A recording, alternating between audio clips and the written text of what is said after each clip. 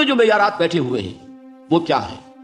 کامیابی پیسے سے ہے، کامیابی جائیداد سے ہے، کامیابی کاروبار سے ہے، کامیابی شہرت سے ہے، کامیابی اقتدار سے ہے. یہ معیارات. جو جتنا دولت مند اتنا کامیاب، جو جتنا مشہور اتنا کامیاب، جو جتنا پاپولر اتنا کامیاب، جو حکومت پر پہنچ گیا کامیاب، جس نے بڑا کاروبار جما لیا کامیاب، جس نے بہت جائیداد بنا لی کامیاب.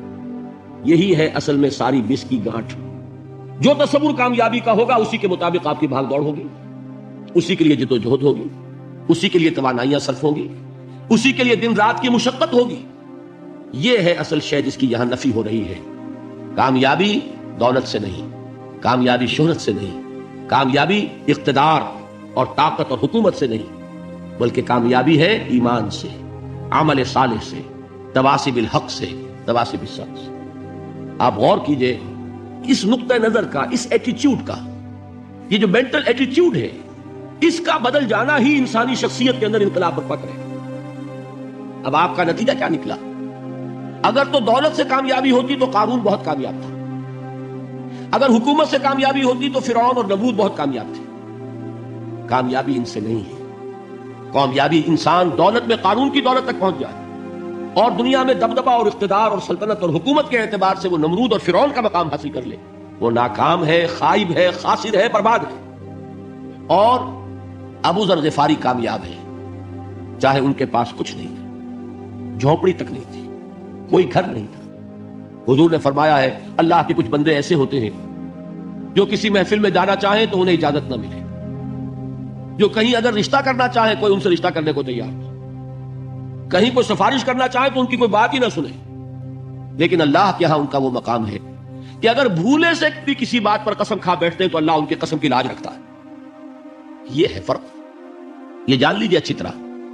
اس بات کا مان لینا آسان، اس پر سبحان اللہ کہنا آسان، لیکن اس کے مطابق آپ کے اپنے ذہن کا بدل جانا بہت مشکل. اس لیے کہ ہم متاثر ہوتے ہیں اپنے ماحول سے.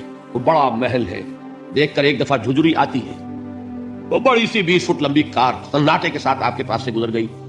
ایک دفعہ اعصاب کے اندر ارتعاش ہوتا ہے، محسوس ہوتا ہے بڑے یہ نصیبے والے لوگ ہیں، بڑے خوش نصیب، بڑے کامیاب. حالانکہ کچھ معلوم نہیں کہ یہی سب سے بڑی بد نصیبی ہو سکتا ہے کہ یہی سب سے بڑی ناکامی ہو.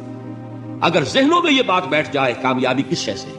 یہی وجہ دیکھیے قرآن مجید میں بارہا آپ دیکھیں اولئک هم المفلحون، یہ ہے لوگ کامیاب ہونے والے. آج یہ آپ نے نماز میں وہ آیات سنی، یا ایھا الذین آمنوا ارکعوا واسجدوا واعبدوا ربکم وافعلوا الخیر لعلکم تفلحون. اے ایمان والو، رکوع کرو، سجدہ کرو، اپنے رب کی پرستش اور بندگی کرو اور اچھے کام کرو تاکہ تم کامیاب ہو جاؤ. تو کامیابی کن چیزوں سے ہے؟ یہ ہے سب سے بڑا سبق. یہ ہمارے دل میں اگر بات بیٹھ جائے، ٹھک جائے، تو زندگی بدل جائے گی. صبح و شام بدل جائیں گے، نقشے بدل جائیں گے، بھاگ دوڑ کا رنگ بدل جائے گا، ویلیو سٹرکچر بدل جائے گا. آج وہ ایک چیز نہایت اہم نظر آ رہی ہے، کل نہایت غیر اہم نظر آئے گی. جیسے کہ حضور کی حدیث ہے مالی ولی دنیا، مجھے تمہاری اس دنیا سے کیا سروکار. انما مثلی کراکب استظل تحت شجرۃ ثم راح فترکها. میری مثال تو اس سوار کی سی ہے جو تھوڑی دیر کے لیے ایک درخت کے سائے میں ٹھہرتا ہے سستانے کے لیے، پھر وہ اپنا راستہ لیتا ہے. اسے اس درخت سے مستقل تعلق اس کا نہیں ہے، وہ اس کا گھر نہیں، وہ اس کی منزل نہیں. اسی طرح یہ دنیا میرا گھر نہیں ہے. اب دیکھیے ہم کہتے ہیں انا للہ و انا الیہ راجعون. ہم تو مسافر ہیں، ہم اللہ کے پاس سے آئے، اللہ کی طرف ہمیں لوٹ جانا ہے. کن فی الدنیا کانک غریب و عابر سبیل. حضور فرماتے ہیں دنیا میں ایسے رہو جیسے کہ تم اجنبی ہو یا راہ چلتے مسافر. لیکن یہ طرز عمل کب ہوگا؟ جبکہ یہ آیت ہمارے ذہنوں کے اندر بیٹھ گئی ہو. والعصر ان الانسان لفی خسر الا الذین آمنوا وعملوا الصالحات وتواصوا بالحق وتواصوا بالصبر. یہ ہے اصل بات جو میں نے عرض کیا تھا کہ میں بتاؤں گا صحابہ کیوں ایک دوسرے کو یاد دلاتے تھے.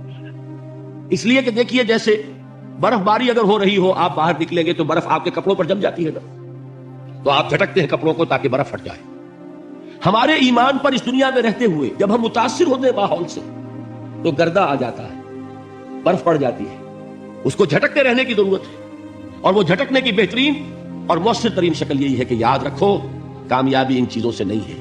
چمک دمک جو ہے دنیا کی، یہ ساری چمک دمک جو تمہیں رجھا رہی ہے، جو تمہیں اپنے اندر گم کیے ہوئے، یہ لفظ گم پر اقبال کا وہ شعر یاد آ گیا کہ کافر کی یہ پہچان کہ آفاق میں گم ہے، اور مومن کی یہ پہچان کہ گم اس میں ہے آفاق۔ تم گم نہ ہو کر رہ جاؤ، اس میں مبہوت نہ ہو کر رہ جاؤ، مرعوب نہ ہو کر رہ جاؤ، دنیا ہی کی محبت تمہارے اوپر ڈیرے نہ ڈالے، تمہارے دلوں کے اوپر مسلط نہ ہو جائے۔ لہذا تازہ کرتے رہا کرو، والعصر ان الانسان لفی خسر الا الذین آمنوا وعملوا الصالحات وتواصوا بالحق وتواصوا بالصبر۔ پھر یاد کر لو، پھر تازہ کر لو اپنے اس یقین کو کہ کامیابی دولت سے نہیں، کامیابی ثروت سے نہیں، کامیابی اقتدار سے نہیں، کامیابی شہرت سے نہیں، کامیابی جائیداد سے نہیں، کامیابی ہے ایمان سے، کامیابی ہے عمل صالح سے، کامیابی ہے تواصی بالحق سے، کامیابی ہے تواصی بالصبر سے۔ یہ چار چیزیں ہیں کہ جو کامیابی کے لوازم